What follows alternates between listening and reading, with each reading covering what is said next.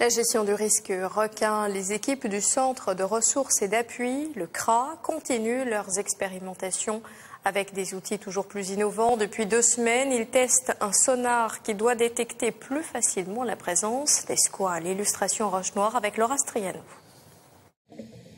Le sonar est posé au fond de l'eau. À la surface, les apnéistes se préparent. Vers le rivage, environ 50 mètres.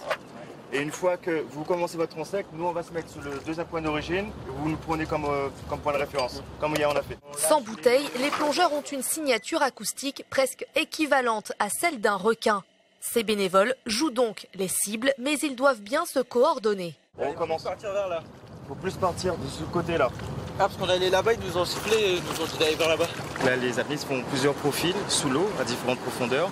Et on essaye de voir si le sonar peut le détecter. Sur l'autre bateau, on tente de les distinguer dans le milieu.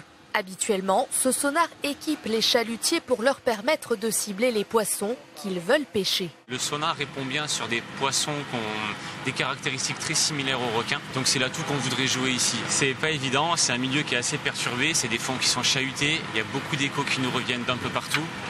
Il y a de la vie dans l'eau, donc au milieu de tout ça, il va falloir essayer de trouver notre plongeur. Si les résultats sont concluants, l'objectif serait d'inclure un sonar dans un dispositif de surveillance. On pense qu'il y a du potentiel parce qu'avec des sonars, on peut voir dans l'eau, quelle que soit la turbidité de l'eau, quelle que soit sa clarté. Dans les zones peu profondes comme ça, on espère pouvoir avoir une portée de 100-200 mètres. Les tests vont encore se poursuivre demain. Et prochainement, les équipes du Centre de ressources et d'appui sur le risque requin vont aussi expérimenter un autre sonar.